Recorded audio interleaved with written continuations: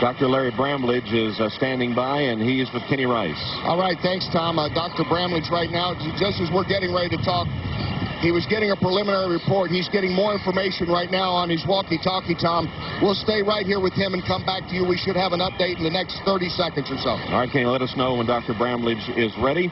As two, actually, equine ambulances pulled alongside 8 Bells. You know, my experience over the years riding, I've had horses that did collapse after a race, and most of the time turned out to be heart-related or some type of aneurysm. All right, let's go to Donna back out on the track. Well, Gary, I believe you're right. I was watching all the horses gallop out after the races. I was waiting for Big Brown, and I saw her just suddenly fall. And as you said, it could be heart-related. She never did get back up again. Now, that doesn't mean that it's terrible. It might mean that she just is trying to recover, and they decided to keep her down there. A lot of times they'll do that, but we'll have to wait for that official report from Dr. Bramlage. I can tell you that 8 Bells jockey got up and walked away, and obviously was very concerned.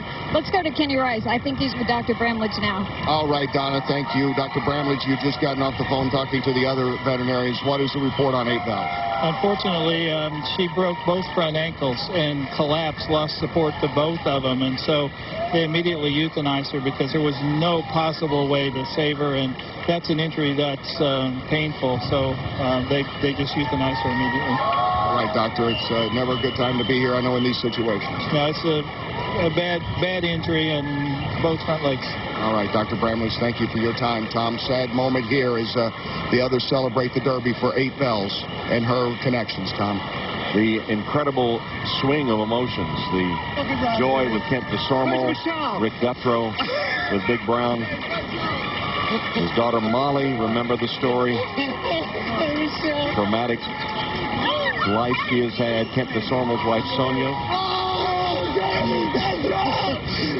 And the joy here, juxtaposed with the sadness, with the porters and with 8 Bells, Larry Jones, his wife Cindy. They cannot beat this horse.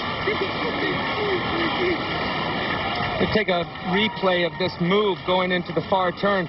Kent DeSormo starts riding this horse pretty vigorously at this point right now.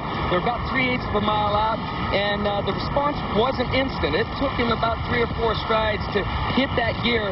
Once he got him up a half a length off the lead, still got about 5/16 of a mile to run right now, approaching the quarter pole. His ears are still fluttering around a little bit, gets him into the hard drive, switches into his lead beautifully right there from his right lead into his left lead, or left lead into his right lead. Kent reaches back, gives him a couple of smacks, which he hasn't felt a lot of here. He continues to widen the last 1/8 of a mile and wins with a lot of authority here, and looks like a very, very fresh horse finishing up here. Yeah, that's what's impressive. He just looks as strong as ever as he crosses the finish line after his first race at 1.25 miles and only the 4th race of his career. Rick Dutrow and his friends, the owners from IEAH Stables, and Paul Pompa Jr. celebrating the victory of Big Brown. Here's the DeSormo clan.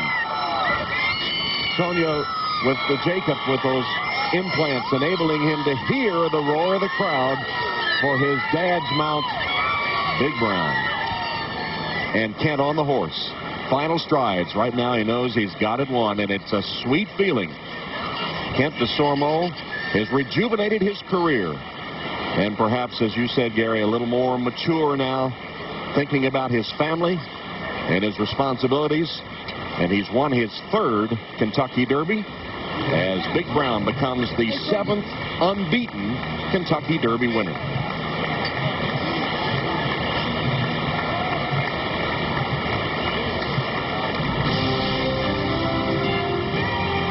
Big Brown wins the Kentucky Derby, and when we come back to Churchill Downs, we'll have the payoffs in the 134th Run for the Roses.